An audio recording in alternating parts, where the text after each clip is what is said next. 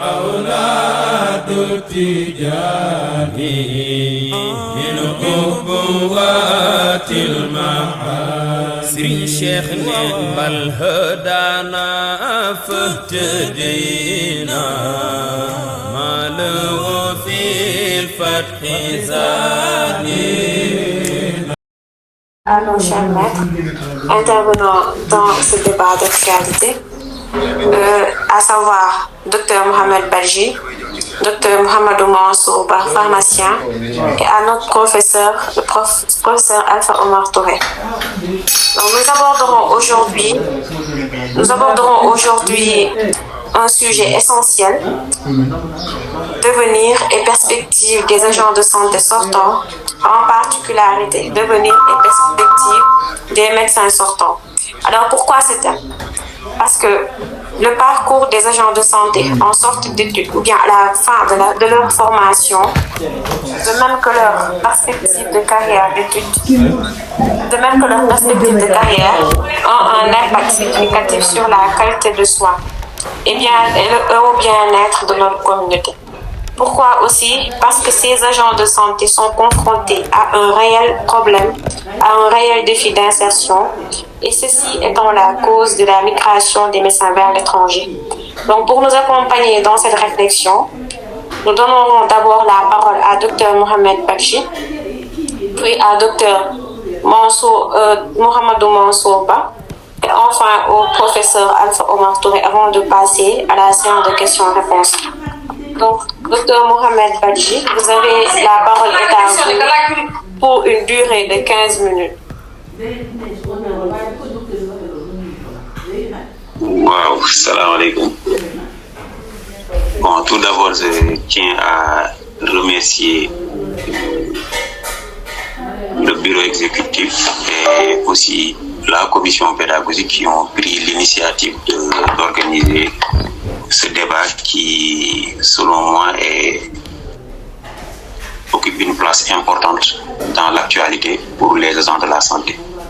Bon, je ne sais pas si le temps que vous m'avez donné peut-être que je pense que c'est assez long comme temps pour prendre la parole, mais bon, je vais essayer de maximiser et de relayer mes propos le plus rapidement possible, parce que j'aime pas trop parler. Donc, le thème, c'est perspective et...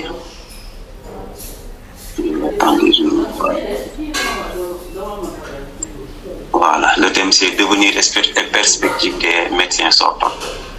Bon, moi, je pense que je suis assez placé pour un peu donner mon point de vue par rapport à ce que moi, en tant que jeune médecin, je vis actuellement comme situation. Bon, parce que c'est aussi difficile pour nous, surtout pour la nouvelle génération, de s'insérer parce que il n'y a pas assez de postes disponibles ou bien il n'y a pas assez d'opportunités pour nous. Et c'est un peu frustrant aussi parce que si on prend comme exemple notre parcours, donc depuis l'école primaire, en passant par le collège, puis le lycée et même à l'université, nous faisons partie de, entre guillemets, l'élite. Donc, tout ce qui peut être comme activité entre guillemets, de distraction, on fait tout pour l'éviter. Donc, on est sérieux dans les études, on est sérieux à l'école, on est sérieux à la maison, on fait tout ce que la société nous demande pour exceller. On le fait, on passe les années de façon extraordinaire, sans souci. On se retrouve à l'université. Et pour mon cas, moi, j'avais plusieurs choix. J'avais 4 choix, je dirais. La première, c'était d'aller faire mes études aux États-Unis. J'avais une personne qui était prête à me payer les études.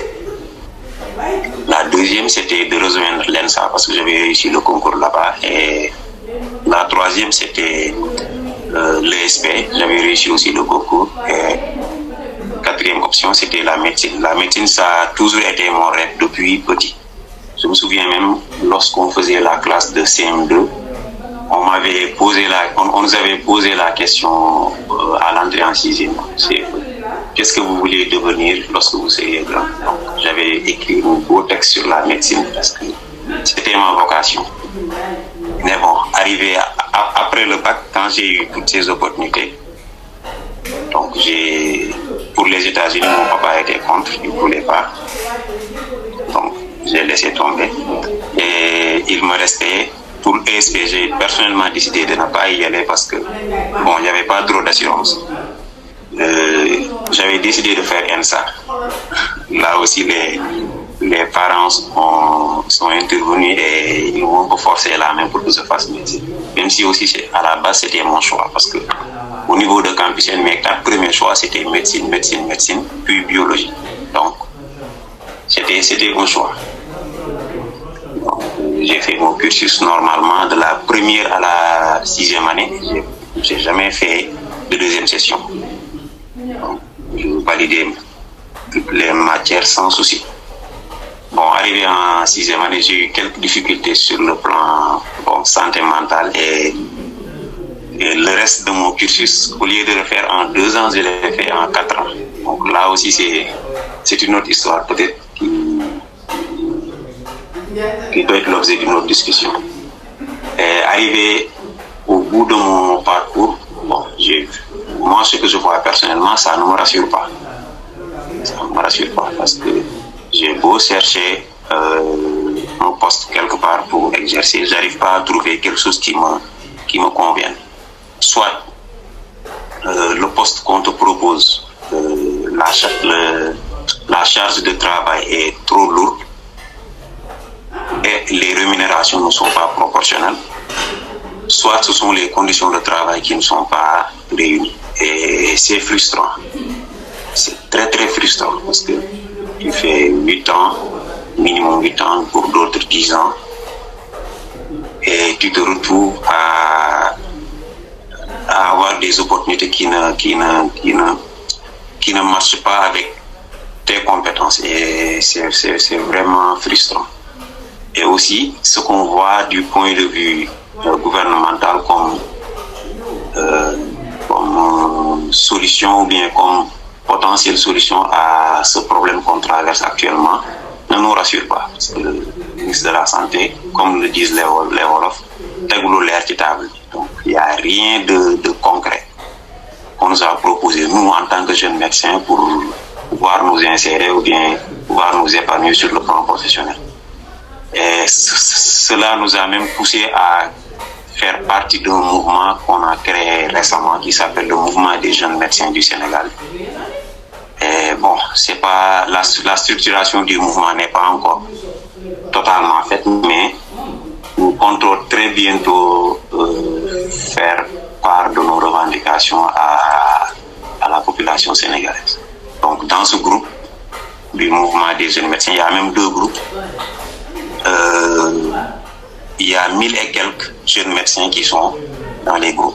Et la majeure partie d'entre eux n'ont pas de poste fixe ou bien n'ont même pas un poste où ils s'épanouissent. Et bon,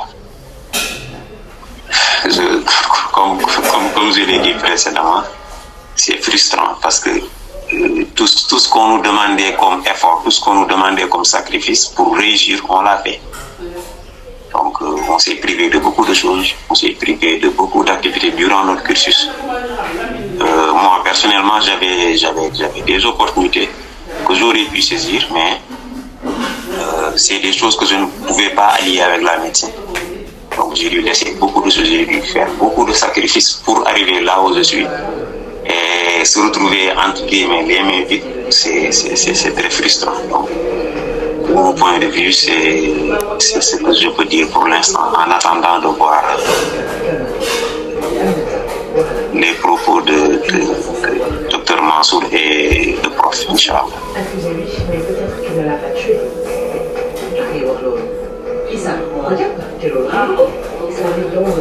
Merci, Dr Mohamed, pour ce parcours que vous avez retracé.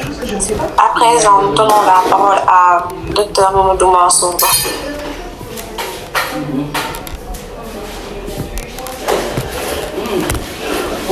toutes et à tous. Vous m'entendez?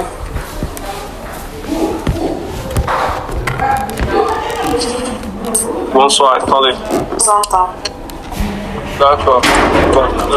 Merci beaucoup de m'avoir associé à ce panel de discussion concernant l'expatriation des professionnels de santé, notamment les médecins. Voilà. Bon, excusez-moi, je suis encore en pharmacie, raison pour laquelle il y a un peu de bruit autour de moi. Donc, je disais que merci de m'avoir associé à ce panel de réflexion sur l'expatriation des médecins. Personnellement, je suis quelqu'un qui a été, disons, un cobaye concernant l'expatriation parce que j'ai eu à passer 5 ans, 6 mois à l'étranger, notamment d'abord au Gabon, ensuite à Djibouti. Mais désormais, je suis déjà rentré au Sénégal et j'ai ma pharmacie, je suis installé au Fouta. Donc, comme l'a dit Mohamed, on aimerait tous finir nos études et puis voilà, rester au Sénégal, travailler, etc. et tout. Mais quelque part, les conditions ne sont pas souvent réunies pour nous permettre voilà, d'exercer comme il faut. Parce que aussi, bon, à côté, c'est pas seulement l'exercice de profession, mais aussi les conditions d'exercice et d'existence qui suivent. Parce que voilà, on est des jeunes, on a envie d'évoluer dans la vie, professionnellement certes, mais aussi socialement. Socialement également, se marier, avoir des projets de vie, etc. Et tout. Et souvent, les conditions de vie et les conditions qu'on note ici au Sénégal ne permettent pas souvent d'avoir tout ça. Moi, je connais aujourd'hui pas mal de collègues qui sont dans la même situation que Mohamed, quoi. Ils ont déjà fini leur médecine, mais beaucoup te disent qu'ils n'ont pas de perspective. Ils ne savent pas quoi faire et tout ça. Même dans le cadre de la pharmacie aussi, aujourd'hui, il y a beaucoup de jeunes pharmaciens qui sont déjà diplômés, mais qui sont à la maison, en fait, qui font rien du tout. Parce qu'ils préfèrent ne pas travailler au lieu de travailler dans certaines conditions. Parce que rien ne peut expliquer qu'un pharmacien assistant ne puisse même pas voilà, avoir un salaire de 300 000. Moi, quand j'étais en 6e année, je travaillais dans une pharmacie, j'avais un salaire de 235 000. C'était le plus grand salaire que j'ai eu ici au Sénégal. Mais voilà, dans ma promotion, j'étais plus comme étant le cadre pour quelqu'un qui perçoit 235 000. Voilà. Pour vous dire seulement que les conditions d'exercice et d'existence sont très difficiles. Bon, l'étranger, c'est quelque chose de tentant parce que l'expérience s'accroît, parce que très souvent, quand on voyage, on découvre d'autres choses, on découvre d'autres façons de faire la médecine, d'autres façons de faire la pharmacie. Personnellement, à Djibouti, j'ai eu à rencontrer le professeur Alpha Omar lors d'un congrès, le congrès médical de Djibouti en fin 2024, non, en fin 2023, autant pour moi. On a eu à séjourner pendant 2 à 3 jours là-bas, etc. et tout. Le Sénégal est très respecté pour sa médecine, pour sa formation. Mais quand on fouille un peu comment les conditions d'exercice, mais c'est autre chose. Récemment, je le disais sur un post Facebook, un jeune médecin diplômé, un jeune médecin djiboutien diplômé qui est venu à Dakar, qui a fait Bac plus 8, quand il rentre, il a un salaire de 1 million minimum, avec toutes les indemnités qui y vont, les primes de garde, etc., etc. Un jeune médecin qui est seulement simple médecin, qui n'est pas spécialiste. Quand il est spécialiste, il est dans les 3, 4, voire 5 millions. Un Sénégalais devrait normalement pouvoir avoir ça ici sans pour autant voyager. Mais très souvent, il faut voyager pour espérer avoir ces sommes, ces montants. Quelque part, même quand on est à l'étranger et qu'on essaie de donner son avis, par exemple, sur comment se passe la médecine ici au Sénégal, souvent on reçoit des remarques. Moi, nombre de fois, des gens vont dire arrête de t'occuper de la pharmacie au Sénégal, vis ton exil doré ou quelque chose comme ça. Voilà, parce qu'il y a des gens qui ne pensent pas comme ça, qui pensent que quand on part, on est dans l'opulence. Non. très souvent, on n'est pas hyper nanti, mais voilà, aujourd'hui, l'étranger offre beaucoup plus d'opportunités que le Sénégal. Et c'est triste à dire. Mais aujourd'hui, beaucoup de personnes partent. Beaucoup de personnes, beaucoup de professionnels sont en train de partir. Je pense que tout le monde a vu la liste EVC de la France. Il y a d'autres listes qui sont disponibles pour la Suisse, pour d'autres pays. Parce qu'en Europe et quelque part ailleurs, même en Afrique ici, souvent la population est vieillissante ou bien la qualité des agents de santé n'est pas au top. C'est pourquoi beaucoup ont recours aujourd'hui aux professionnels de santé sénégalais parce qu'ils savent que ce sont les gens qui sont des experts, ce sont les gens qui sont compétents et qui sont rigoureux. Moi, j'ai quitté mon poste à Djibouti, ça fait 7 mois. Ils ne parviennent pas à avoir un autre assistant. C'est pas que je me vante, mais voilà, je leur propose des gens avec des CV, etc. et tout ça, mais après, quand ils me disent qu'on a fini de faire l'entretien, mais bon, on n'est pas trop satisfait des retours, etc. On ne voudrait pas recruter telle autre chose. Bon, je dirais que c'est quelque part parce que peut-être que j'ai un peu rehaussé le niveau ou bien leur niveau d'exigence. Voilà. Maintenant, pour ceux qui sont tentés aujourd'hui d'aller à l'étranger, que ce soit pour le Gabon, à Djibouti, pour l'Europe, il faut bien voir les contrats que vous signez. Parce que très souvent, il y en a qui veulent partir pour partir et après se retrouvent emprisonnés à l'étranger. Et ça, c'est un peu problématique parce que il ne faudrait pas seulement signer des contrats pour juste le plaisir de partir. Et aussi, ne quittez pas. Mais madame, ça va, c'est machallah. Un instant, je vous reviens dans 2 minutes.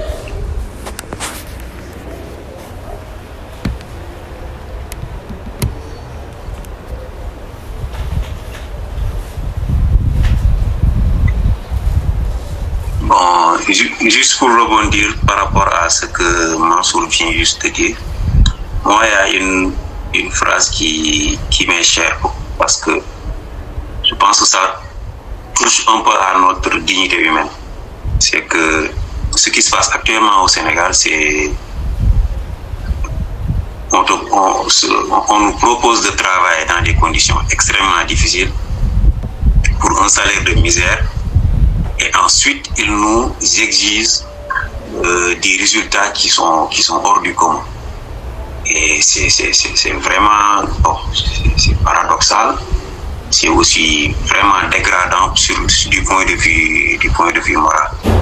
Et moi je pense que, en fait, personnellement, je préfère rester au chômage que de travailler dans certaines conditions ou bien de travailler pour des miettes. Ce qui s'est passé avec notre collègue récemment, docteur, j'ai oublié son nom, qui était au centre de santé de Grand Dakar, qui a été licencié parce qu'il voulait participer à une réunion de co-gestion. Vraiment, lorsqu'il nous a parlé de ses conditions de travail et du salaire qu'il recevait, on s'est tous offusqués contre ça. Mais en fait, lui, il représente peut-être ce qu'il perçoit là, c'est, comme le disait Mansour, pour certaines personnes, c'est une grosse somme. 200 000 francs, pour eux, c'est une grosse somme. Mais 200 000 francs par rapport à notre cursus, par rapport au travail qu'on fournit, et c'est une insulte. Et moi, je préfère rester chez moi, faire mes affiches, qu'on me paie correctement pour le travail que je fournis, et après que je vis dignement avec l'argent que je gagne, que de perdre mon temps dans une structure où, premièrement, il s'accapare de mon temps, parce que moi, personnellement, je pense que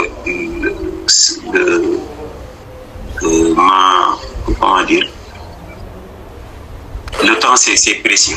Parce qu'avec le temps, tu peux te former à autre chose, tu peux développer d'autres business. Donc, ces gens, ils veulent s'accaparer de ton temps et ensuite ne pas te donner la reconnaissance qui doit aller avec.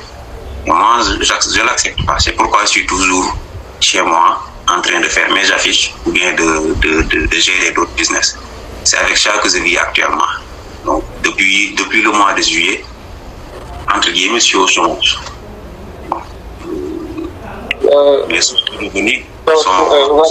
diffèrent un peu. Donc, je vais laisser à Mansour la parole pour qu'il puisse continuer. Donc, désolé, j'étais en train d'ouvrir pour le patient parce que c'est une pharmacie de village, quoi. Souvent, il y a des sollicitations au-delà des heures de travail. Donc, je disais que oui, c'est ça, c'est les conditions de travail qui sont parfois, pas optimales, qui poussent les gens soit à rester à la maison ou bien à chercher à aller à l'étranger. Parce que là-bas, les gens, ils connaissent l'expertise sénégalaise, ils connaissent la valeur d'un professionnel de santé sénégalais, puis voilà, ils sont prêts à mettre le prix pour permettre à ces trucs. Mais moi, ce que je dis souvent aux jeunes qui veulent partir, je leur dis, il faut certes partir pour avoir de l'expérience, mais il ne faut pas oublier que vous avez une dette envers ce pays. Parce que, bon, on a tous été pour la plupart à l'école publique sénégalaise, et cette école publique, voilà, elle découle des impôts des parents de certaines personnes pour pouvoir payer les salaires, etc., et tout ça. Donc, il ne faudrait pas partir pour s'éterniser là-bas. Il faudrait aussi chercher des voies et moyens pour rentrer et aller dans le sens de se battre pour que les conditions là changent. Moi, je me dis que ce n'est pas impossible de changer le paradigme. Ce n'est pas du tout impossible. Il suffit juste qu'il y ait une masse de personnes qui s'engagent ou bien une génération qui accepte de sacrifier, de mener les trucs qu'il faut. Le problème aujourd'hui avec les jeunes médecins, les jeunes pharmaciens et tout ça, c'est qu'on est trop divisé. On est trop divisé. Deuxièmement, les instances qui sont là et qui normalement doivent lutter pour la préservation des intérêts des jeunes corrects, sont plus souvent des entités de grève, de revendication plutôt que des entités de proposition. Aujourd'hui, on devrait pouvoir, beaucoup de gens s'insurgent contre le ministre de la Santé, etc., contre les autorités, etc. Mais on devrait pouvoir proposer. Moi, par exemple, personnellement, dans le cadre de Codifar, le collectif pour la défense des intérêts des jeunes pharmaciens, moi, je leur dis toujours, soyons dans la proposition. On n'est pas content de quelque chose, on voudrait que ça se passe comme ça.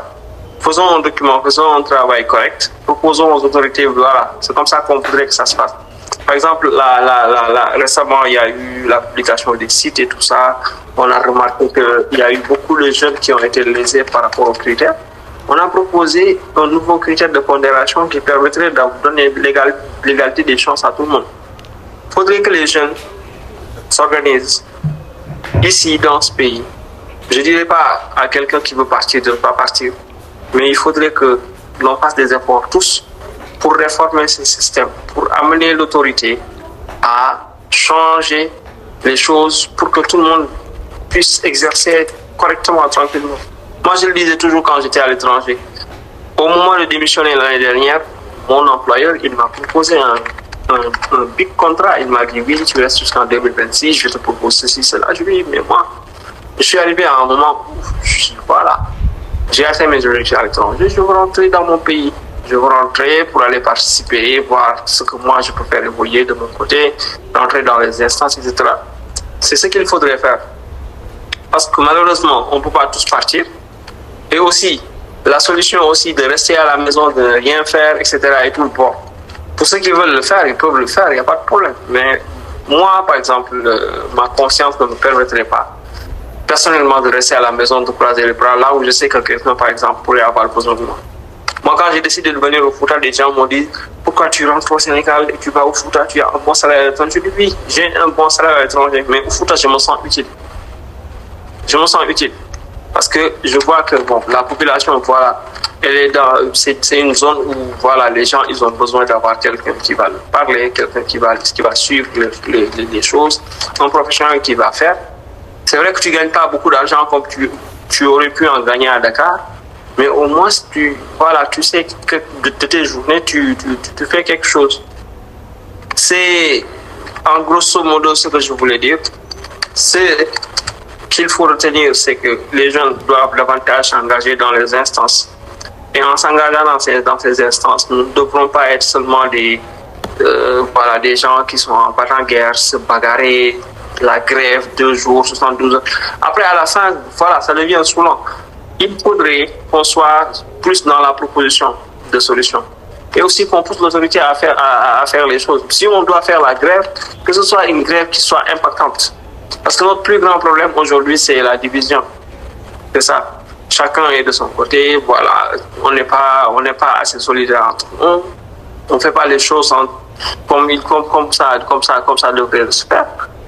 Mais voilà, avec le temps, moi je crois que nous sommes la génération qui devrait changer les choses. Et pour changer les choses, il faudrait qu'on puisse rester ici, qu'on se batte. Et puis, pour faire évoluer les choses, pour que tout le monde, parce qu'on ne peut pas, tout le monde ne peut pas sortir. On ne peut pas continuer à concéder ces sorties-là parce qu'elles deviennent beaucoup plus nombreuses. Et voilà, ce serait pas intéressant. Dans quelques temps, on aura un système de santé qui sera trop éclaté et ce ne sera pas bien pour l'image du pays. Assalamu alaikum wa rahmatullah.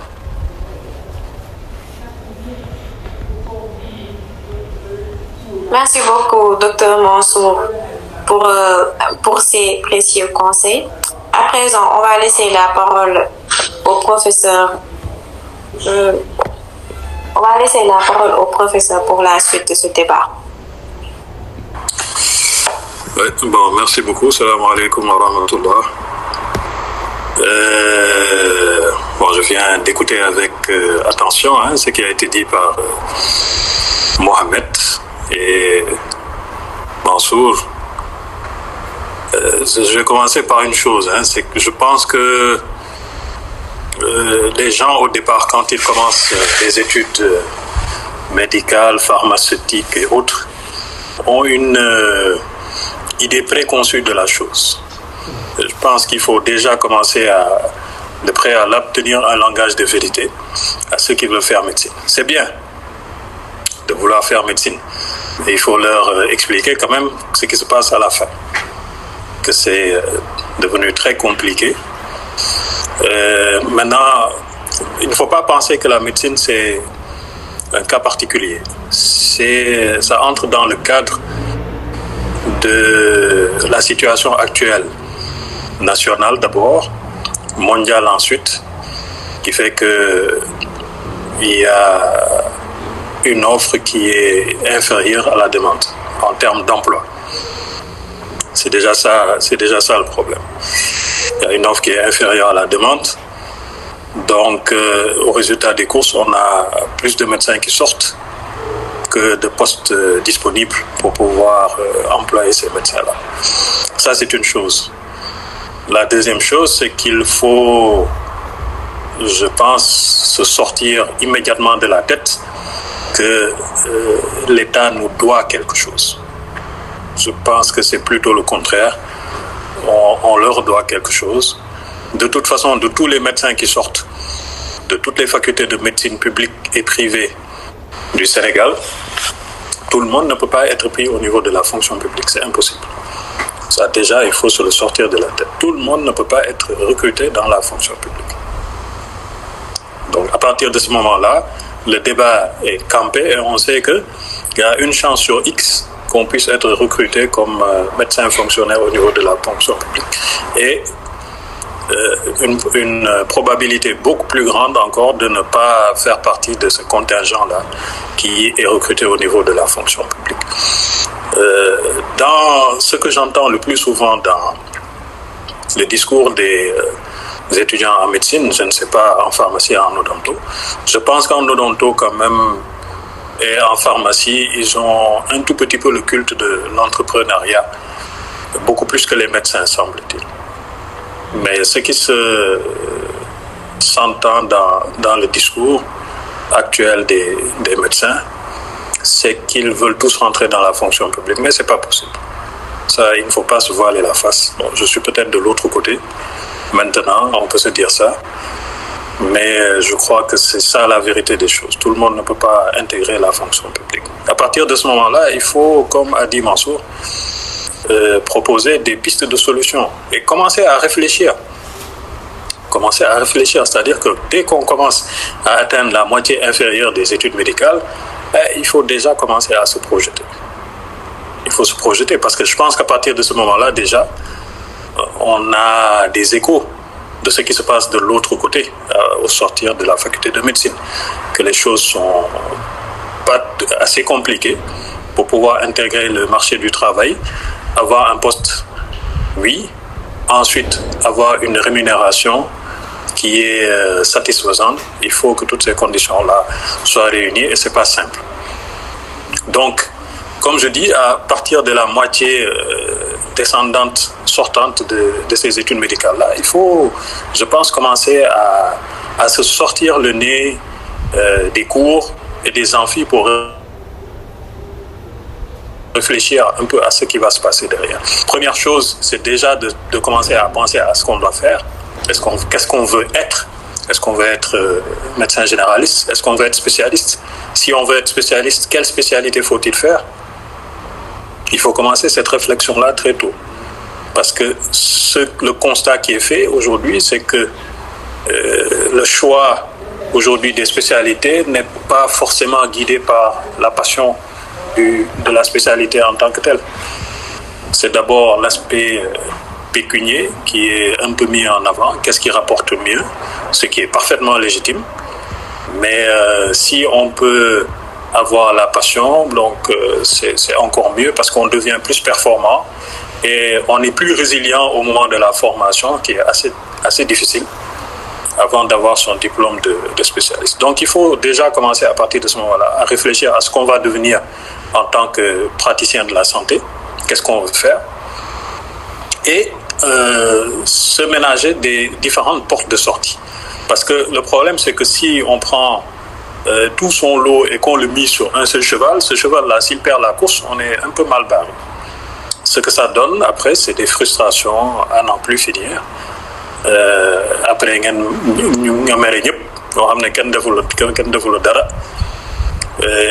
on est très enclin dans ces conditions-là à faire porter le chapeau de sa déconvenue à quelqu'un d'autre qui n'a rien à voir dans cette histoire.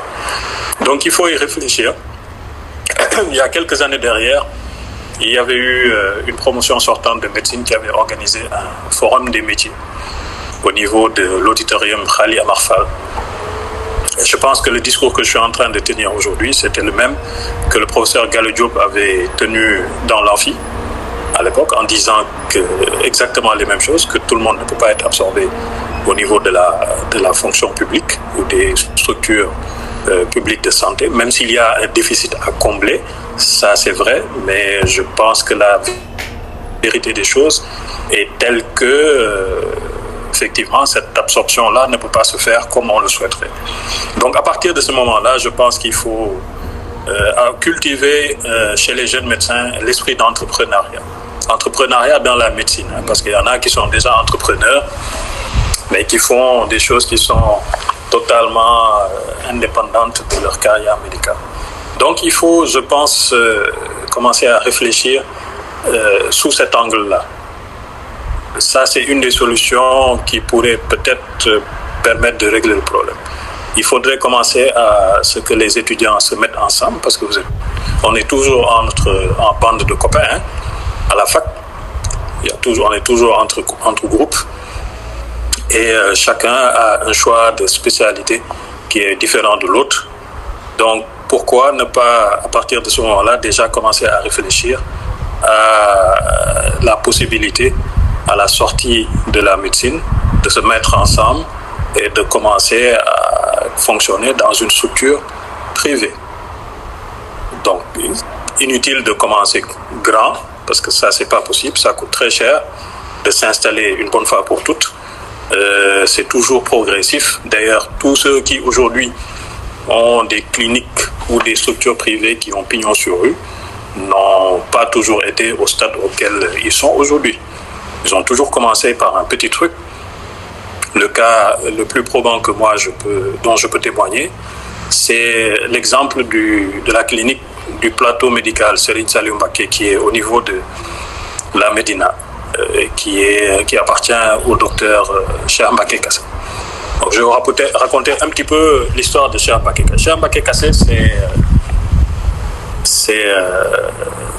a d'abord intégré la faculté de médecine via l'école militaire de santé, puis a été réformé et a réussi au concours de l'internat en 2007, donc un an après moi.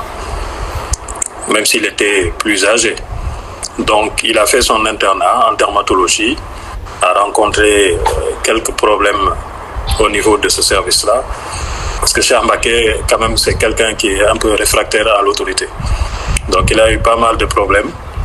Et à la fin de l'internat, il a ouvert un cabinet au niveau de la Médina, rez-de-chaussée. Donc, c'était vraiment 2 bureaux.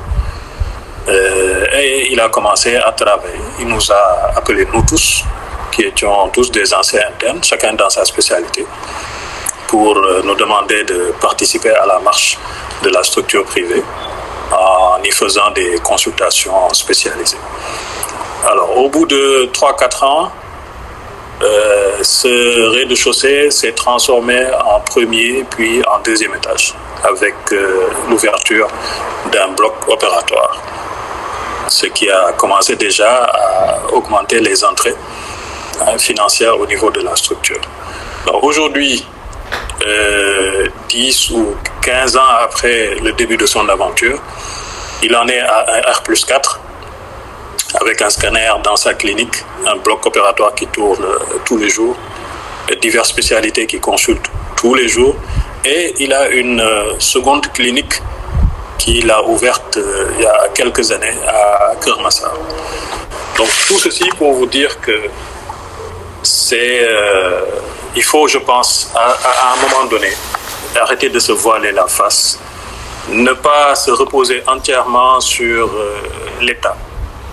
Oui, l'État, c'est bien d'être fonctionnaire, mais malheureusement, tout le monde ne peut pas être fonctionnaire. Donc, il faut commencer à réfléchir sous cet angle-là, à commencer à cultiver l'entrepreneuriat médical et à vous mettre ensemble pour pouvoir ouvrir des choses qui vont commencer petit, mais comme je dis, c'est la compétence qui paie les choses. Donc, si vous commencez petit, que le travail que vous faites au niveau de votre petite structure, entre guillemets, fonctionne avec le bouche à oreille, vous êtes compétent, vous faites le travail qu'il faut, forcément ça va s'agrandir. Et à la fin des choses, le début est toujours difficile, mais après, ça paye toujours. Donc pour ce qui est de la fonction publique, c'est pas plus simple. Moi qui suis universitaire, par exemple, bon, il ne faut pas penser que notre parcours a été un long fleuve tranquille. Hein. Donc, moi, au contraire de Mohamed, ce n'était pas du tout ma première option de faire médecine. Moi, je pense que si j'avais suivi ma propre voie, je serais ingénieur bâtiment et travaux publics actuellement. Mais les parents ont toujours le mot à dire dans les choix qu'on fait. Donc j'ai toujours l'habitude de dire que moi, mon père, il m'a mis dans la voiture, il est venu jusqu'au niveau de la faculté de médecine, il m'a dit descends, il va faire tes études, et c'est comme ça que je me suis retrouvé. Donc c'est tellement vrai que ma première année, je l'ai reprise. J'ai repris ma première année, et parce que moi je suis quelqu'un de très, très pratique. Et il y a quelqu'un qui a levé la main. Bon, je peux continuer.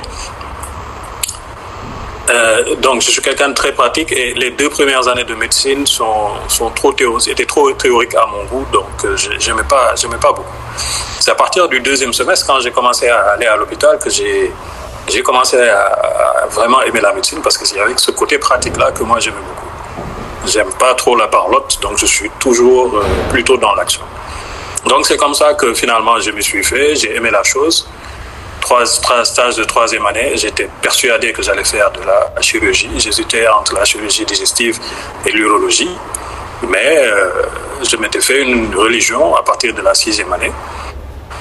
Et j'ai préparé le concours de l'internat. Maintenant, le concours de l'internat aussi, ça c'est une autre discussion. Donc, c'est par rapport, toujours dans le thème, c'est le devenir. Le devenir, c'est les choix de carrière. Les choix de carrière, ça commence d'abord par les choix de formation. Alors, les choix de formation, on a 2 voies d'accès. C'est l'internat des hôpitaux et le DES, qui est postdoctoral. L'internat des hôpitaux, c'est l'accession à la formation spécialisée concomitamment à la formation initiale. C'est un moyen, en fait, de gagner du temps, tout simplement. Donc, on fait un concours extrêmement sélectif Et à partir de ce moment-là, à partir de la 5e année, même sans avoir terminé la médecine, on peut déjà avoir commencé la spécialisation. Donc, c'est tout simplement un moyen de faire gagner du temps aux gens. Maintenant, ce qu'il faut aussi décomplexer, c'est que être interne ne veut pas dire qu'on va être universitaire à la fin. Donc ça, c'est un débat qu'il faut mettre à la poubelle. Il n'y a pas assez de postes là aussi. Donc, le même problème se pose pour les internes. Ils sont là, ils se disent, oui, on a fait un concours. Maintenant, qu'est-ce qui va se passer à la fin? On est laissé à nous-mêmes. C'est effectivement une autre source de frustration. Parce que c'est le seul concours de l'administration sénégalaise où après les gens sont laissés à eux-mêmes. Donc ils n'ont aucune perspective claire, ils font 5 ans et après au bout des 5 ans on les jette à la rue. Donc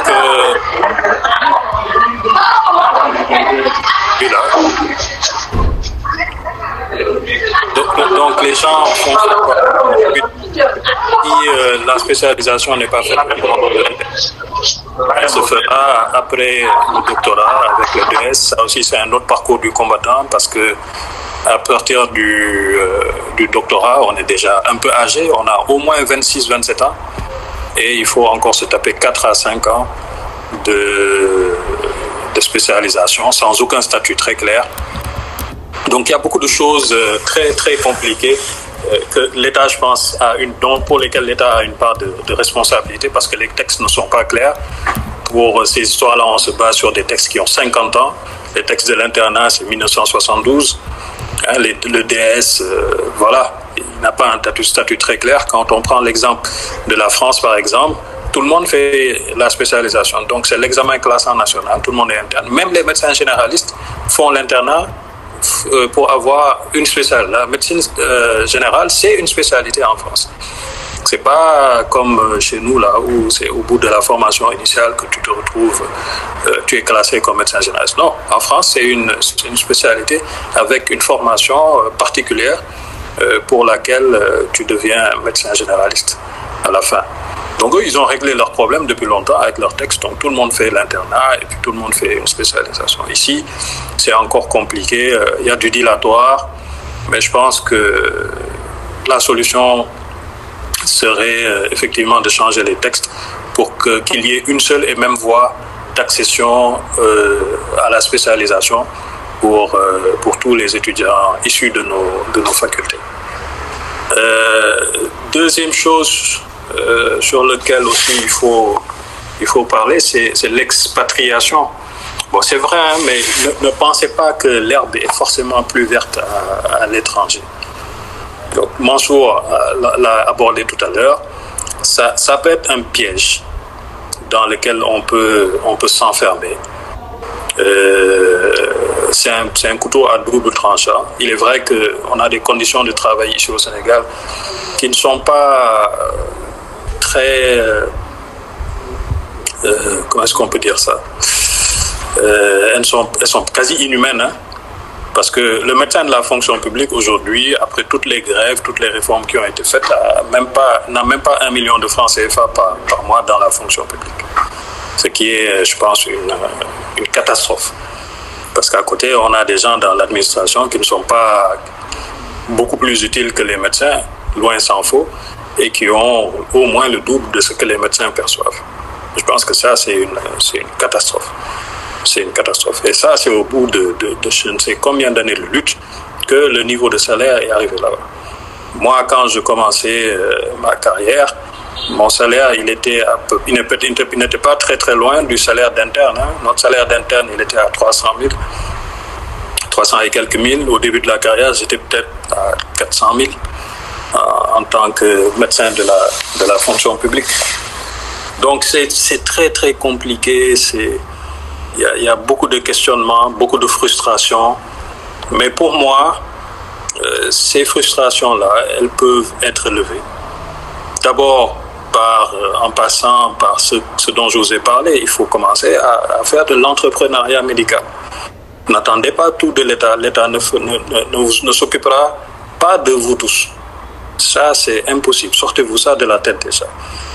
La deuxième chose, c'est qu'il faut accepter à un moment donné d'aller exercer dans les régions. Parce que ça aussi, c'est un problème. Les étudiants en médecine, en tout cas ceux de Dakar, rechignent à aller s'installer dans les régions. Pourquoi? Parce que peut-être que les contrats ne sont pas très attrayants, qu'ils ont laissé leur famille ici à Dakar, qu'ils ont des charges à Dakar avec un salaire en région.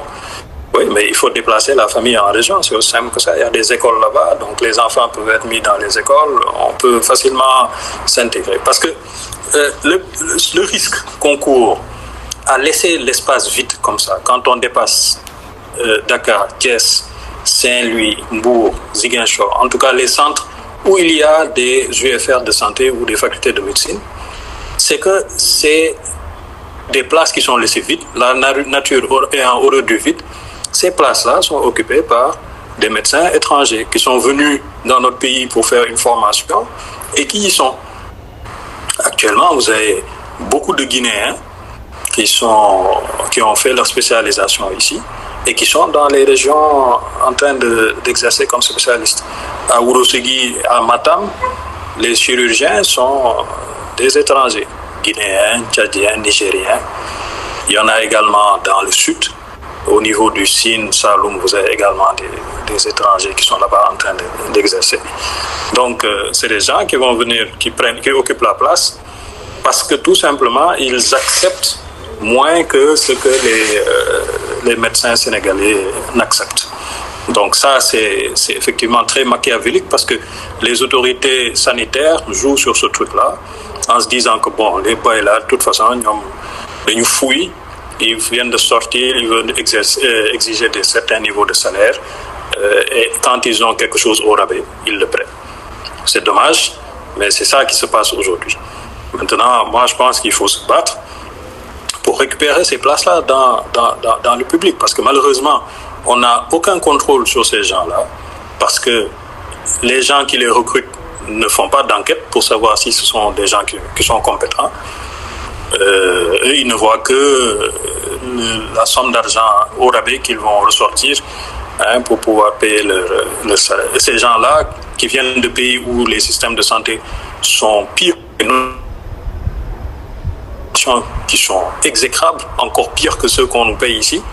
En tant que médecin, ils font rapidement le calcul, ils restent. Ils restent et ils s'adaptent.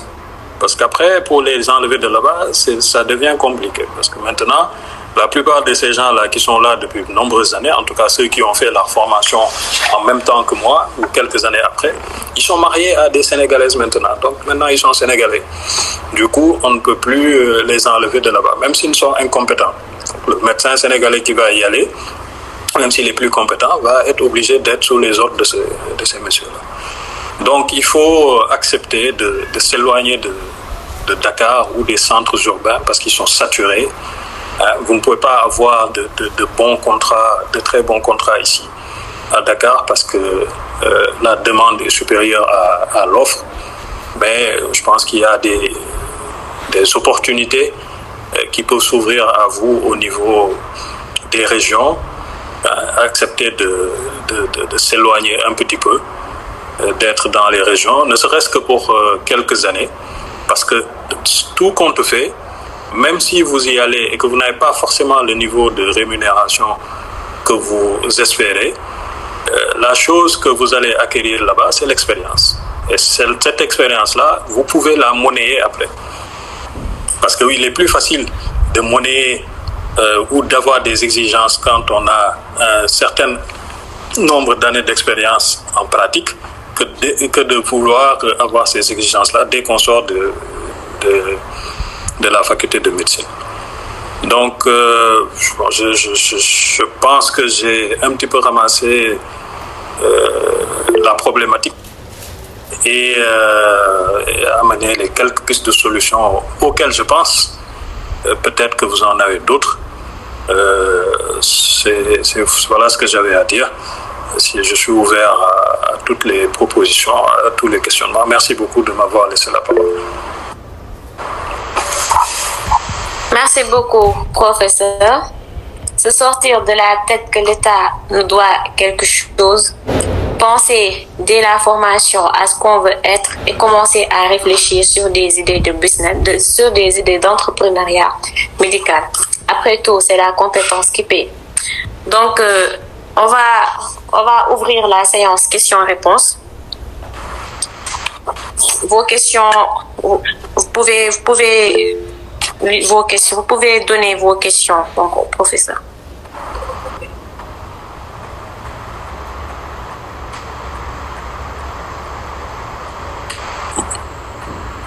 Bon, on peut peut-être utiliser les mains qui sont levées pour laisser les gens s'exprimer. Oui, vous avez la parole. Allô, bonjour, vous m'entendez? Oui, on vous entend. D'accord, c'est Dr Ibrahim Boukhari DS en APAT. Bon, je voulais simplement apporter ma contribution par rapport à ce thème. J'ai vu que le principal problème par rapport aux médecins sénégalais, c'est pas le manque, c'est pas le manque de vision, mais ils ont peur en fait, ils ont peur d'investir. Parce qu'une fois dans le groupe, j'avais fait une proposition simple et cohérente. C'est-à-dire, on était environ 1000 étudiants dans le groupe et j'ai fait la proposition à savoir que parmi chaque étudiant, il était question de faire une contribution financière à hauteur de 300 000 francs. Ça nous revenait environ aux alentours de 5 milliards, 6 milliards, et ça nous permettrait en fait d'ouvrir un service hospitalier avec service de radiothérapie. Avec service de radiothérapie, en fait. Vu la demande au niveau du pays, en fait, ça manque, il y a un manque cruel de services de radiothérapie. Maintenant, pour ça faire, vu que l'État ne marche pas sur ce politique, il était question qu'on se batte sur ça, en fait. C'est pas diable, mais les gens chacun veut garder son argent en disant que voilà, il va pas mettre son argent à l'aveuglette, en fait. Alors que voilà, ça fait que nous retarder sur cette mentalité. C'est une proposition bien possible, mais il faut du courage et voilà, et un risque. Hein, dans chaque expérience financière, il y a un risque qu'il faut miser, et l'essentiel que ça soit un risque pensé. Voilà. C'était ma contribution par rapport à ce sujet. Merci beaucoup. Merci, docteur, pour cette brillante contribution. Si vous avez des questions, n'hésitez pas à les poser.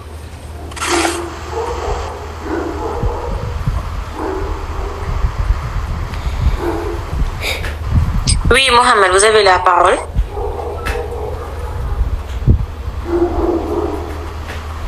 Bonsoir. Je peux participer à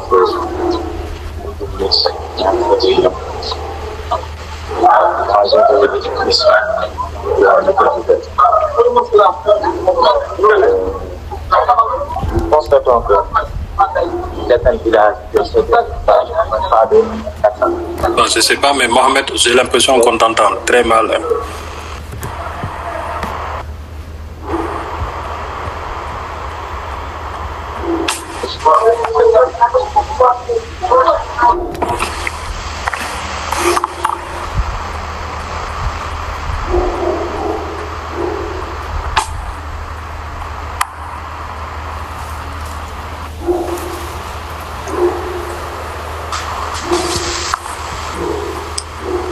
Mohamed, je crois qu'il est parti.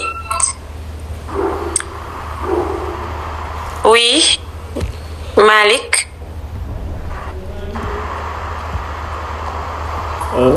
Salam alaikum. Bonsoir à tous. Bonsoir, professeur. En fait, c'est pas Mourou Padana, c'est Padan. Bon, déjà, je remercie les intervenants d'avoir si bien revenu sur la situation actuelle du pays concernant la situation des médecins sortants. et c'était très intéressant. Donc merci beaucoup, docteur Mansour, docteur Mohamed et professeur Touré. Bon, moi je voudrais juste rebondir par rapport à la contribution de docteur Boukhayri aussi. Par rapport à, bon, je peux l'appeler comme une tontine entre guillemets pour pouvoir financer des projets d'établissement pour faire des établissements de santé. Mais je pense aussi que la contribution de professeur Alpha Oumar Touré est pertinente avec, du point de vue pour établir la confiance en fait des concernés pour qu'ils puissent facilement contribuer. Je pense qu'il faut commencer à petite échelle. Peut-être c'est bien bon de vouloir faire des établissements pour la radiothérapie vu la demande dans le pays. Mais je pense qu'il faut d'abord établir la confiance pour que les gens puissent contribuer.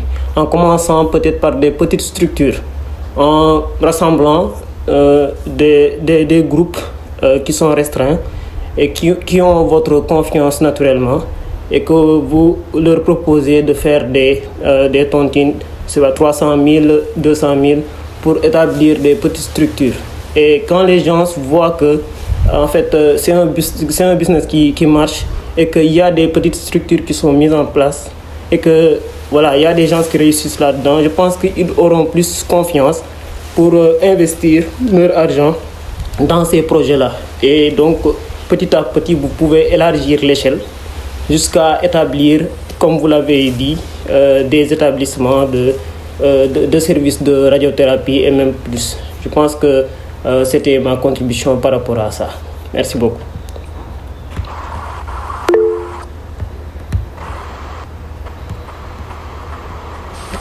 Merci beaucoup, tonton Padan. Si vous avez des questions, n'hésitez pas. Oui, Malik. Rebonsoir à tous et merci beaucoup aux différents intervenants pour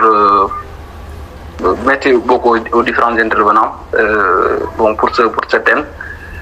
Merci aussi au professeur Alpha qui nous a bien édifié sur la situation actuelle et qui nous a tenu aussi un langage de vérité.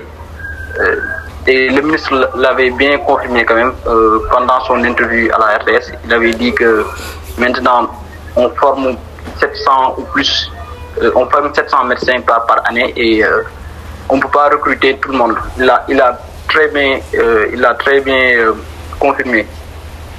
Donc c'est à nous vraiment de trouver d'autres solutions, notamment l'entrepreneuriat. Donc au niveau les pharmaciens et les chirurgiens dentistes, ils sont déjà habitués un peu à ça. Maintenant, ce sont les médecins qui restent quoi. Certainement, on n'a pas cette habitude, mais la culture de l'entrepreneuriat. Mais comme je pense qu'il faut s'y lancer. Maintenant, ma question est que parce que les pharmacies ne peuvent pas être ouvertes que par les pharmaciens, si je ne me trompe pas. Est-ce que c'est le cas pour les cliniques? Est-ce que les médecins, est-ce que ceux qui ne sont pas des médecins peuvent ouvrir des cliniques? Ou bien, est-ce que aussi les médecins peuvent s'associer à, je ne sais pas, à d'autres personnes qui peuvent financer leur projet d'ouvrir des cliniques? C'était ma question pour, en tout cas, professeur Alpha ou bien les autres intervenants. Bon, pour ce qui est des cliniques privées, je pense que les cliniques privées sont en fait des entreprises privées un caractère spécial. Donc ce sont des entreprises privées avec un statut spécial. Je ne suis pas complètement au fait de la législation. Ce que je sais, c'est que parmi les investisseurs, si on peut appeler ça comme ça, ou les actionnaires, on peut bel et bien avoir des gens qui ne sont pas du corps médical, mais obligatoirement, il faut qu'il y ait quelqu'un qui soit du corps médical parmi les actionnaires. Et dans l'organigramme, il faut que les médecins, il faut un médecin-chef, etc., etc. Donc, je pense que les structures privées, toutes les structures privées ne sont pas forcément ouvertes et gérées uniquement par des médecins. Il y en a qui se sont mis avec des gens qui ne sont pas médecins, des gestionnaires, parce que somme toute, ça devient après une société qu'il faut gérer. Donc dans cette société-là, il y a un côté administratif et il y a un côté médical. Donc le volet médical, il est géré par les médecins. Ils peuvent participer un temps soit peu à la gestion, parce que de toute façon, il y a des gens qui sont diplômés en économie de la santé, qui peuvent bel et bien diriger ces cliniques-là. Mais je crois que c'est un organigramme qui est assez disparate avec des membres de cet organigramme-là qui font partie du corps médical et des membres administratifs qui ne font pas partie du corps médical. Donc on peut, je crois, se mettre en association avec des gens qui ne sont pas médecins pour effectivement ouvrir une clinique. Mais je pense qu'il faut mieux se renseigner sur la législation. Pour moi, c'est possible.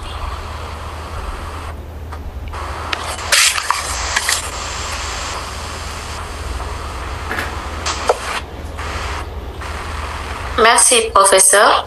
Mansour, docteur Mansour, vous avez la parole. Oui, en fait, d'abord, j'ai deux propos. La première chose, c'est d'appuyer les propos du professeur tout à l'heure par rapport à la présence des médecins étrangers. Moi, je suis à Matam et là, je reçois souvent des ordonnances venant de l'hôpital régional et effectivement, le médecin, je pense que le chirurgien ou quelque chose comme ça, il y a beaucoup qui sont pas des Sénégalais. Je dis les noms, mais ce ne sont pas les noms qui sont pas liés. Comme il l'a dit, le fait de laisser ce vide aussi, c'est un risque. C'est un risque pour nous parce que si dans les périphéries, il commence déjà à s'installer, après ça devient autre chose. Et comme, après, s'il y a un médecin sénégalais qui vient, voilà, il est obligé de se mettre en bas. Parce que souvent aussi, en restant ici, ces étrangers se font une réputation aussi. Les gens disent que ouais, le médecin là, il est mieux que le truc. Et ça, voilà, c'est quelque chose qui n'est pas trop joli pour l'image des médecins sénégalais. L'autre chose, moi, je voulais intervenir par rapport à l'entrepreneuriat dans le milieu médical. Donc, comme l'a dit le professeur, par exemple, en pharmacie, on peut s'associer à une personne, mais il faudrait que le capital soit détenu à 51% par le pharmacien. C'est-à-dire que si c'est dans le cadre d'une association, il faudrait que l'actionnaire majoritaire soit un pharmacien. C'est ce qui permet de garantir et d'avoir l'autorisation de pouvoir l'exercer, etc. Moi, je dirais autre chose. Se lancer dans l'entrepreneuriat médical, c'est excellent, c'est bien, parce que ça permet déjà de se libérer, de pouvoir gérer quelque chose, de pouvoir, voilà, avancer d'une certaine façon, travailler avec une certaine méthodologie, etc. et tout ça. Mais attention, à côté, le problème des médecins, des pharmaciens, c'est que à la fac, nous ne sommes pas formés à être des businessmen médicaux. Donc, ce qui fait que quand certains se lancent dans des cliniques, bien dans les pharmacies, le problème qui se pose souvent, c'est la gestion de l'entreprise dans le temps. Parce qu'à la fac, on ne nous apprend pas comment gérer une entreprise, comment créer une entreprise, comment faire, par exemple, un business plan, comment savoir que, par exemple, il faut implanter une clinique dans tel lieu. Il faudrait, par exemple, ça, quelles sont les demandes par rapport, etc. Après aussi, l'implantation. Le problème, c'est la gestion financière de l'entreprise. Très souvent, que ce soit les médecins, les pharmaciens, les dentistes, beaucoup ne veulent pas, dès qu'ils ouvrent leur structure, ok, je suis dans l'opulence, maintenant je dois commencer de noces, il y a le biir dans l'auto, etc.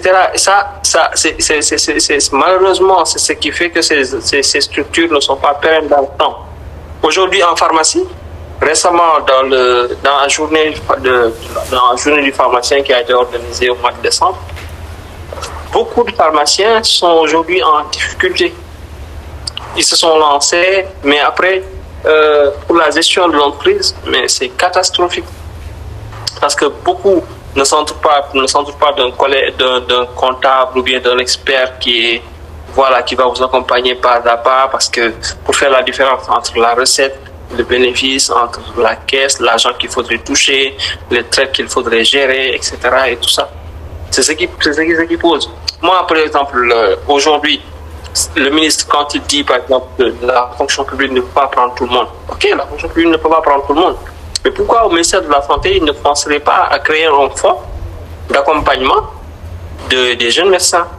Pourquoi aujourd'hui le ministre par exemple, de la Santé n'irait pas voir, par exemple, la directrice de la DER, qui lui disent que voilà, pourquoi vous n'allez pas mettre un programme de financement, par exemple, de cliniques pour les jeunes pharmacistes, pour les jeunes médecins?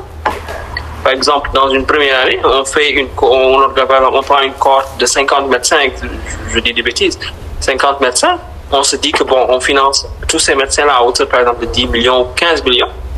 Ils se lancent, on signe des contrats, etc. Et tout ça, on essaie de voir comment ils vont évoluer dans le temps et tout ça. Moi, je me dis que le ministre de la Santé, il ne peut pas recruter tout le monde, mais il faut permettre à tout le monde de pouvoir faire quelque chose. Parce que les partenariats qui sont là aujourd'hui, à côté même de la DER, on a le Fonds 6, on a le Fonds J, on a l'ADPME, on a quoi? On a aujourd'hui beaucoup de structures qui sont dans les PME, qui sont dans les PMI, qui sont là pour le financement.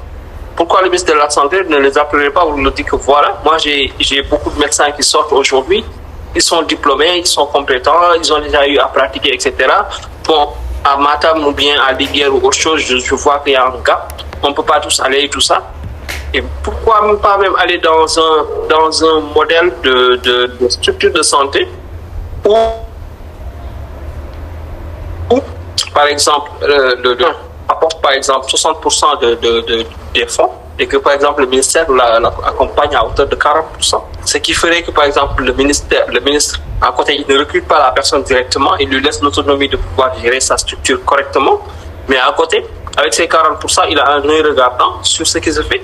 Ça pourrait permettre de créer un maillage dans le territoire sénégalais, de pouvoir avoir partout des mini-cliniques ou bien je sais pas, ça peut ne pas s'appeler clinique, mais peut-être des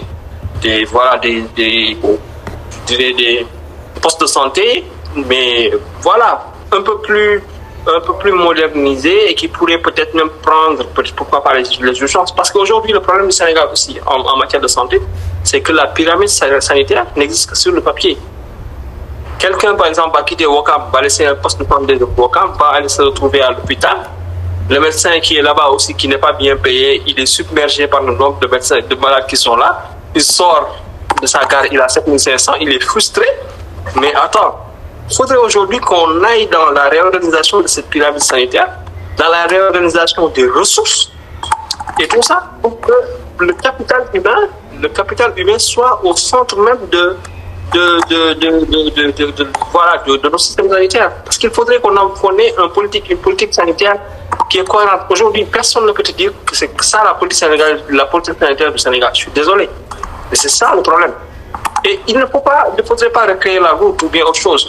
Donc, on a par exemple les pays maghrébiens qui ont un peu de similarité, beaucoup de similarité avec ce qui se fait ici.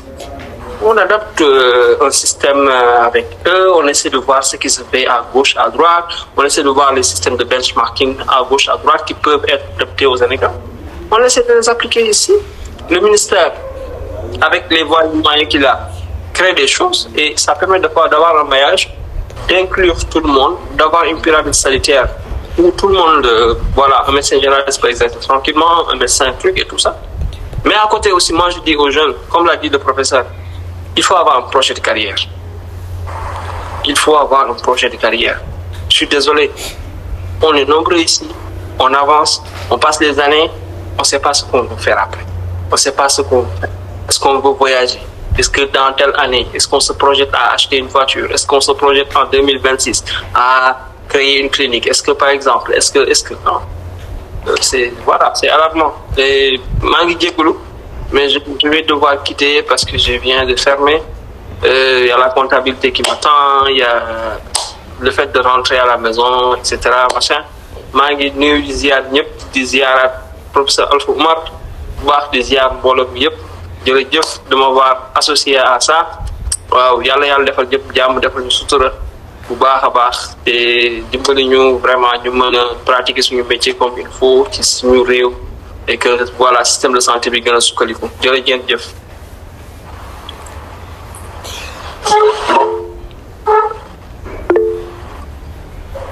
Oui, Mohamed. Bon, merci beaucoup à Mansour et au professeur pour leur intervention et aussi à Padan et Buhari pour leur intervention. Bon, je voulais juste rebondir surtout par rapport à l'accès au financement.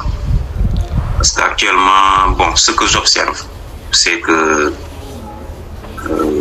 même dans le groupe des jeunes médecins, il y a beaucoup d'annonces qui se font du genre, il y a telle personne qui a accès à tel financement et qui recherche un médecin avec qui s'associer pour créer une structure.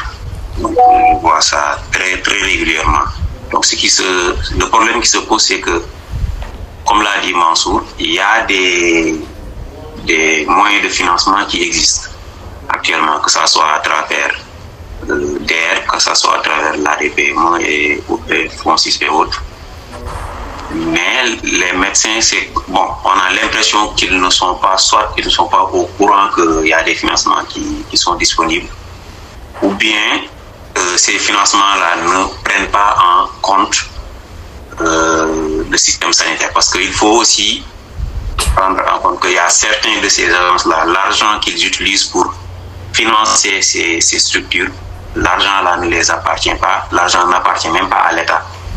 Ça vient de bailleurs de fonds qui sont à l'étranger et ces bailleurs ont des exigences. Donc, par exemple, quand je prends les Américains, lorsqu'ils te donnent leur argent, ils t'imposent de ne pas dépenser cet argent-là dans la nourriture ou bien dans des médicaments ou bien dans quelque chose. En fait, ils te restreignent. De ce fait, la majeure partie des financements qui sont disponibles au Sénégal, les médecins ne peuvent pas y accéder.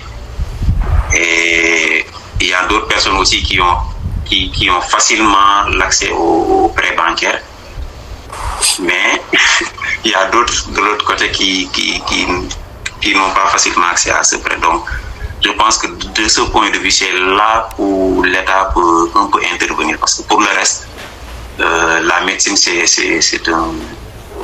un métier qui est libéral. Donc, le médecin peut se déplacer, peut s'installer ou bien peut exercer selon ses besoins. Mais là où l'État peut intervenir, c'est de faciliter l'accès au financement aux jeunes médecins. Donc, l'autre intervention aussi, c'est toujours aussi par rapport aux réformes que l'État doit faire, c'est toujours la pyramide sanitaire qui n'est pas respectée au Sénégal. Parce que ce qu'on observe, comme Mansour l'a si bien dit, c'est que c'est désorganisé. En dehors des centres, lorsqu'on se rend au niveau de la périphérie, c'est catastrophique.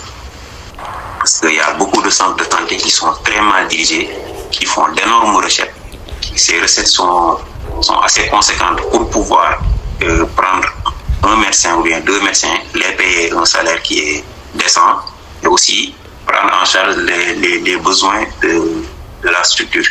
Mais malheureusement, le modèle de direction de ces centres de santé, je crois qu'ils appellent ça un comité de développement sanitaire. En fait, les exigences qu'on demande aux personnes qui doivent faire partie de ce comité de développement sanitaire, c'est assez insultant parce que la seule exigence qu'on leur demande, c'est de savoir lire et écrire. Donc, n'importe qui peut postuler ensuite. S'il est élu, il participe à la gestion des structures de santé. Et après, derrière, il n'y a pas assez d'audit. Donc, les impôts, bien, ceux qui sont censés faire les audits ne viennent pas au niveau de ces centres de santé pour voir comment sont gérés ces fonds. De ce fait, on se retrouve avec des gens qui n'ont ni compétences, ni capacité de diriger une structure de santé, qui se retrouvent avec des millions. Et après, ils en font ce qu'ils veulent. Ça aussi, c'est un problème à régler. Et pour terminer, comme l'a si bien dit le professeur, il faut tenir un langage franc vis-à-vis de ceux qui dans le futur, voudraient choisir la médecine comme vocation. Parce qu'il ne faut pas seulement les laisser rêver, ensuite venir briser leur rêve, après ils vont se retrouver à faire autre chose. Non, il faut qu'on leur dise la vérité aussi. Que actuellement, la situation, c'est pas seulement au Sénégal, c'est partout dans le monde. C'est compliqué, donc si la personne décide de venir faire médecine, il faut vraiment avoir la vocation pour cela, parce que c'est difficile. Donc, par rapport aux perspectives aussi, je termine par là. Donc, comme l'a si bien dit le professeur Mansour, il y a plusieurs opportunités qui se présentent devant nous. Donc, l'entrepreneuriat est là, l'expatriation est là, la spécialisation et tout ça, c'est disponible pour eux. Mais comme ils l'ont si bien dit, il faut avoir un plan de carrière. Malheureusement, la majeure partie d'entre nous, on n'a pas cette vision. On n'a pas cette vision, c'est dommage. Parce que, je dis que l'école peut apprendre certaines choses, c'est l'aspect technique. Donc, devant telle situation, il faut faire ceci, il faut faire cela.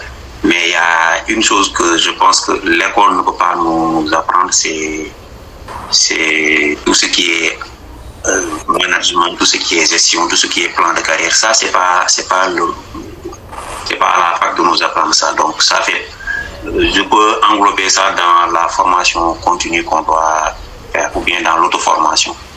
Moi, je connais un de nos aînés qui est membre aussi de la MSTC. Il avait fait une formation en management et tout ça. Donc, lorsque j'entendais qu'il faisait cette formation, moi j'étais très jeune, donc je me disais pourquoi est-ce qu'il laisse la médecine et il va faire une autre formation qui n'a rien à voir avec la médecine. Mais c'est actuellement que je me suis rendu compte que en fait, le move qu'il avait fait, c'est un move qui est très smart. Donc, il a investi un peu en avance, quoi. Donc, actuellement, il a son diplôme en management.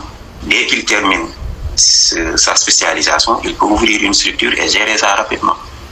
Donc ça aussi, ce sont des astuces que tout le monde n'a pas, tout le monde n'y pense pas, et il faudrait aussi trouver, comme l'a suggéré le professeur, peut-être organiser une foire pour les jeunes médecins, pour aussi les orienter, aussi les aider à mieux avoir un plan de carrière.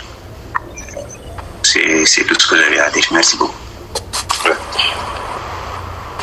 Bon, en rebondissant un petit peu sur ce que tu viens de dire, Mohamed, je pense que dès à présent, il faut cultiver la curiosité chez les étudiants en médecine. C'est-à-dire qu'il faut qu'ils aillent chercher l'information, aller voir où que ce soit institutionnalisé, cette fois au métier, là. Que les gens viennent savoir assez tôt qu'est-ce qu'un chirurgien généraliste, qu'est-ce qu'un médecin interniste, c'est quoi un dermato, qu'est-ce qu'il faut faire pour y avoir, c'est quoi les débouchés, etc., etc. Donc ça permet en fait d'avoir une vision plus panoramique de la chose. Et également aller se diriger vers ceux qui sont installés dans le privé, pour leur demander comment ça se passe, comment ils ont fait pour s'installer, quelles sont les difficultés, quels sont les inconvénients, les avantages, etc., etc.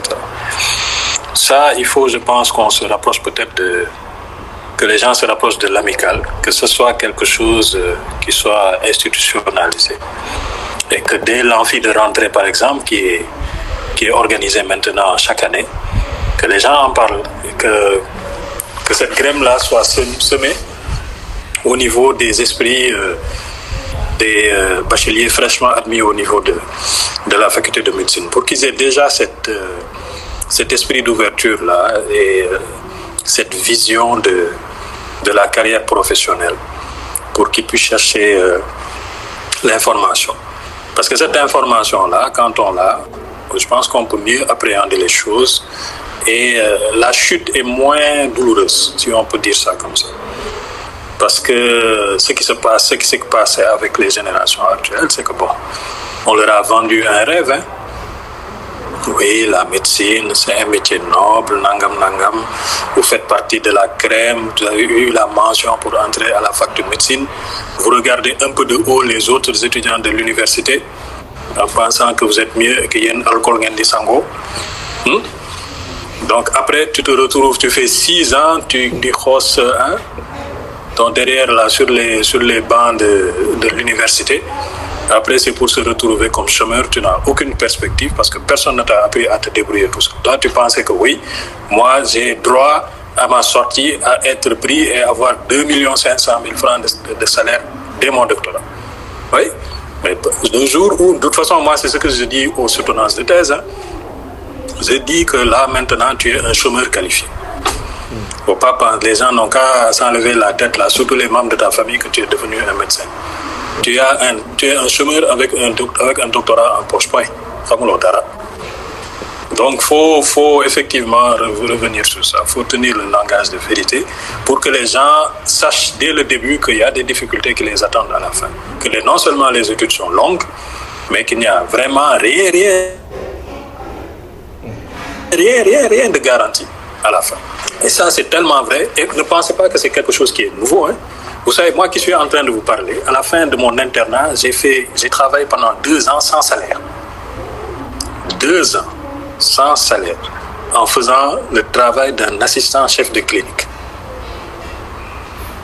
Oui, 2 ans sans salaire. À la fin de l'internat, on coupe le salaire de l'interne, on coupe ton salaire, et après, à la fin, tant que tu n'as pas de poste, tu as des gardes.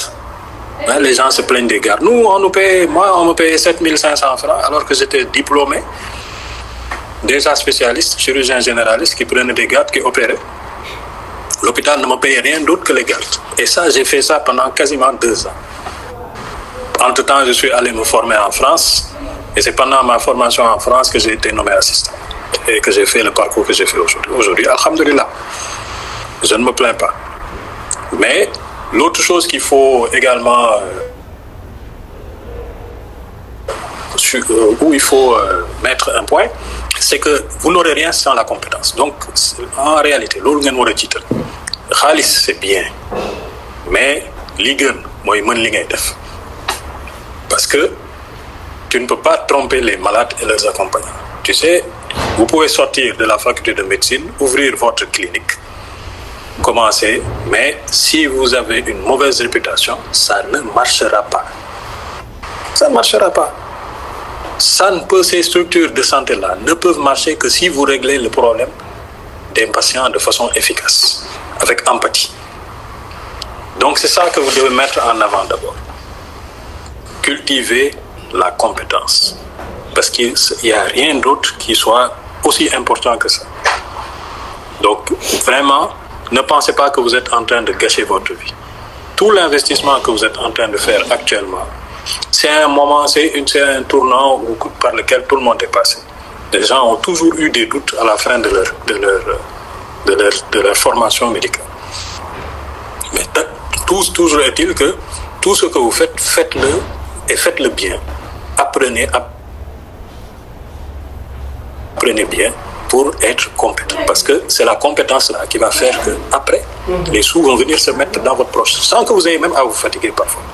Je dis souvent, je pense, les gens de la SCMC qui viennent souvent me voir dans mon bureau, je leur dis, mais vous savez, nous, on fait des, comment est-ce qu'on appelle ça, vacations dans le privé.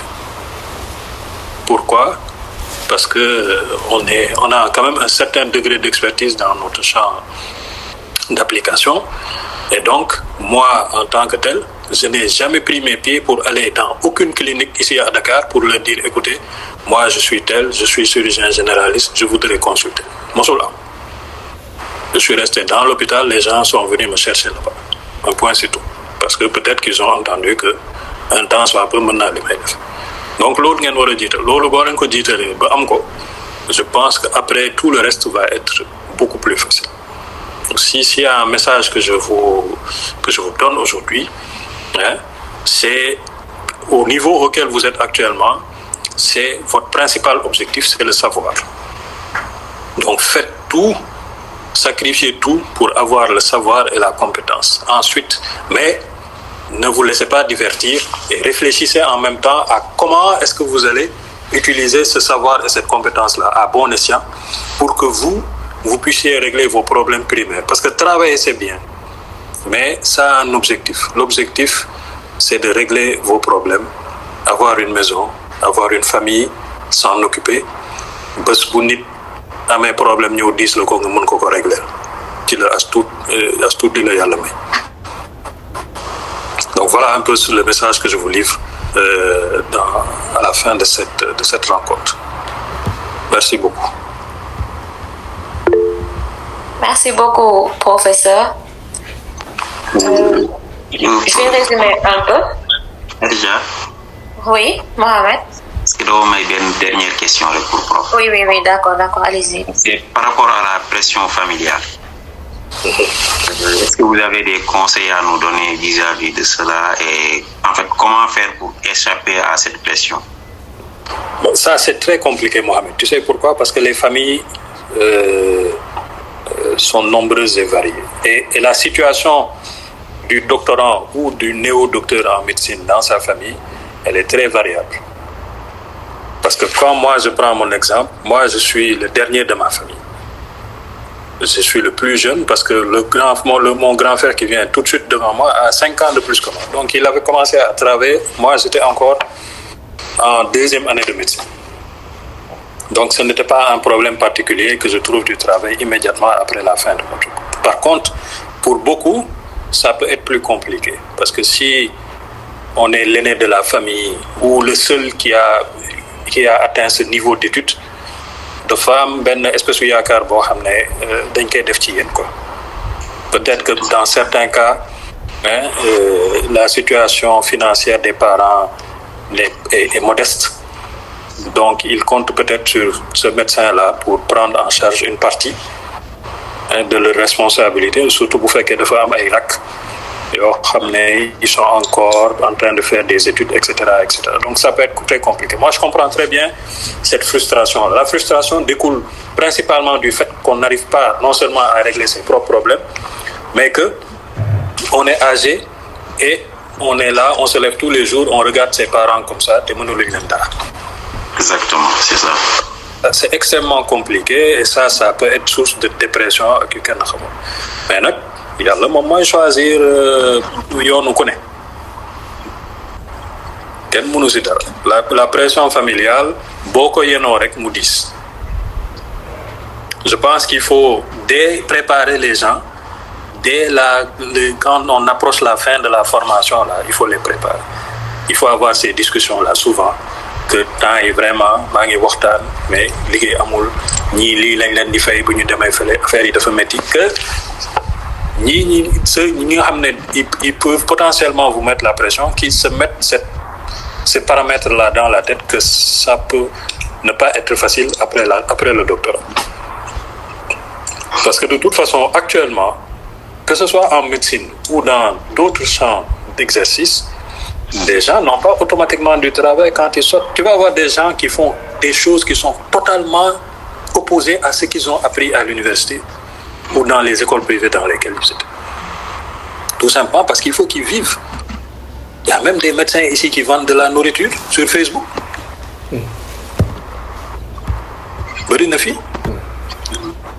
Donc du coup, la pression, moi je pense qu'il faut préparer les gens. Et ça, pour pouvoir préparer, il faut avoir la bonne information, Mohamed. Moi, li ma doon wax léegi rek. C'est-à-dire que l'information, si on ne l'a pas, on est mis devant le fait accompli en même temps que les parents ou les gens qui vont éventuellement vous mettre la pression. Toi, tu vas être frustré. Ñoom tamit ils vont se dire mais qu'est-ce qui se passe? Lui, il est vieux ou elle est vieille, elle a fini, mu ngi fii di taxawaalu nekk médecin, docteur. Comment c'est qui? S'ils ne sont pas compréhensifs, après il va y avoir des animosités qui vont commencer à s'installer. C'est pas très bien. Donc je pense que la principale solution à cette pression familiale-là, c'est la préparation mentale de la famille. Donc il faut, vous qui êtes en train de sortir de la faculté de médecine, que vous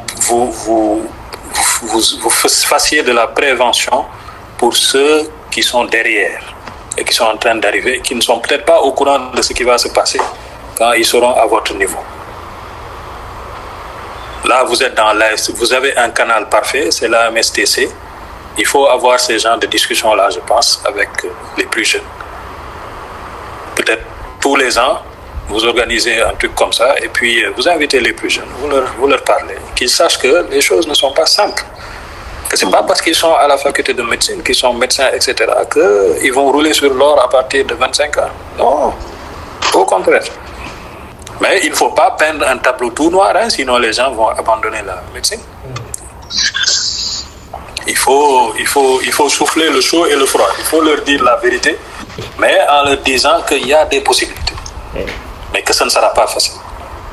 Que les gens doivent se battre. Ils doivent se battre pour, comme j'ai dit, apprendre comme il le faut, acquérir la connaissance et les compétences, et ensuite se préparer à se battre pour s'établir, hein, et vivre de leur métier. Machallah. Voilà.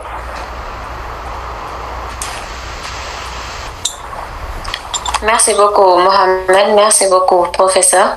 Donc, je vais résumer quelques conseils. La pyramide sanitaire n'existe que sur le papier. Donc, il faut qu'on commence à penser au projet de carrière dès à présent et que l'herbe n'est pas toujours verte ailleurs. Donc, acceptons d'aller exercer dans les régions et sortir du milieu urbain. Avoir aussi se tenir en langage franc par rapport aux gens qui veulent faire médecine et de surtout cultiver la compétence. Donc, s'il n'y a pas d'autres intervenants, on va clôturer cette séance tout en espérant que les conseils et contributions de nos chers maîtres intervenants ont permis d'éclairer notre lanterne. Merci à vous. Merci de nous avoir rejoints dans ce panel. À bientôt. نحن أولاد التيجان من أبوات المعاني نحن أولاد التيجان من أبوات المعاني سيرين شيخنا نحن أولاد التيجان من أبوات المعاني